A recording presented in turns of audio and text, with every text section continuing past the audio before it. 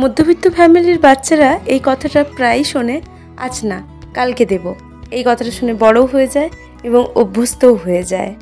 যারা আমার ভিডিওতে অনেক অনেক ভালোবাসা দিচ্ছ তাদেরকে আমি প্রথমেই জানাই অনেক অনেক চুমু আর অনেক অনেক ভালোবাসা। আমি কখনোই ভাবিনি যে আমার ভিডিও তোমাদের কারো একটুও পছন্দ হতে পারে, তোমরা ভালোবাসা দিতে পারো। আমি খুব খুব খুব খুশি। আর যারা আমার ভিডিও দেখছো কিংবা আজকে ফার্স্ট টাইম ভিজিট করছো তাদেরকে বলবো ভিডিওটা পুরো দেখো, আর ভালো লাগলে চ্যানেলটাকে সাবস্ক্রাইব করে পাশে থেকো। কিন্তু আমি এখন বিকেলবেলায় চলে এসেছি ছাদে, আমাদের মিস্ত্রি দাদারা কাজ করে চলে গেছে, দেখলাম কাজটা ঠিক কতটা হয়েছে। আমি কিছুটা মুছে টুছে গ্যাস ট্যাস রেডি করে দিয়েই গিয়েছিলাম, আর ছেলে তো ড্রয়িং ক্লাসে চলেই গেছে। আমি কয়েকটা বাসন কুসন ধুয়ে নিচ্ছি, কারণ আমার যে হেল্পিং হ্যান্ড ও আসছে না গত কয়েকদিন ধরে, ওর শরীরটা নাকি খারাপ। যাই হোক, আমি এগুলো ধোয়াধুয়ি করে নিচ্ছি। এরপর একটু সিঙ্কটাও ভালো করে সাবান দিয়ে পরিষ্কার করে নিলাম, কারণ এই সিঙ্কের ওপরে যা অত্যাচার হয় তা বোধহয় ঘরের আর কোনো জিনিসের ওপরে এত হয় না। সুন্দর করে এটা ধোয়া মোছা করছি। আর আমাকে কিন্তু ছেলে বলেই গেছে যে ওকে আনতে যেতে হবে। আমি ছাড়তে যেতে তো পারিনি, কারণ এতগুলো কাজ ছিল, কীভাবে ছেড়ে চলে যাই। তারপর মিস্ত্রির কাজও হচ্ছে, তো ছেড়ে যাওয়া তো সম্ভবই না। তো আমি এগুলো ধুয়ে মুছে পরিষ্কার করে নিজের জন্য একটু দুধ চা বানিয়ে নিলাম, আর একটু চা খেতে খেতে আরাম করে ছাদটায় হাঁটবো। বেশ ভালো লাগে এটা আমার। যদিও আমার পার্লারের কাজও আছে, ছেলেকে আনতে যাওয়াও আছে, তারপরেও আমি এই 10টা মিনিট হাতে রাখতেই পারি, যে টাইমে এই বাগানের সুন্দর সুন্দর ফুলগুলোর সাথে আমি কাটাবো। আমার বেশ সুন্দর লাগে। আর তোমরা বলো কি সুন্দর লাগছে না?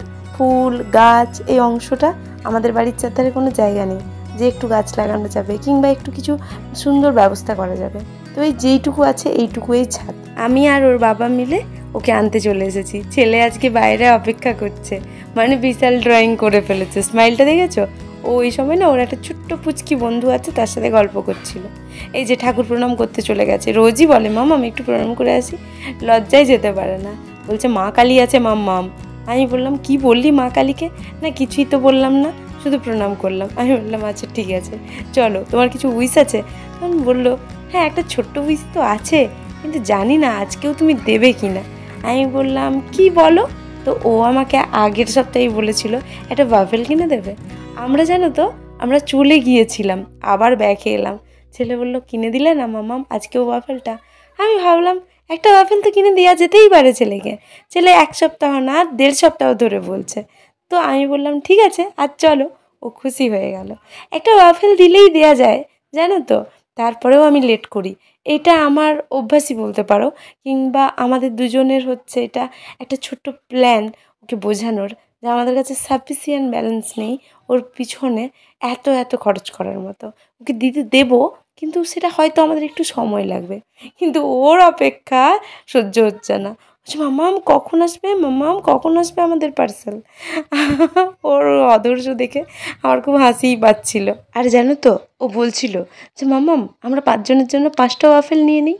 কিন্তু আমি আর ওর বাবা মিলে বললাম কোনো মতেই পারবো না তোমাকে 5টা কিনে দিতে, একটাই কিনে দিতে পারবো।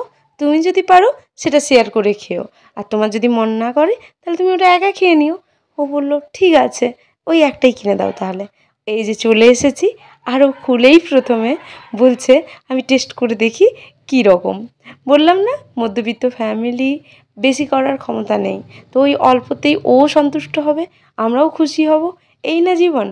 তো মধ্যবিত্ত ফ্যামিলিতে তো এইটুকু চলেই, তোমরা তো জানোই, অনেকেই জানো। আবার অনেকে বা ব্যাপারটাকে বুঝতে পারবে না,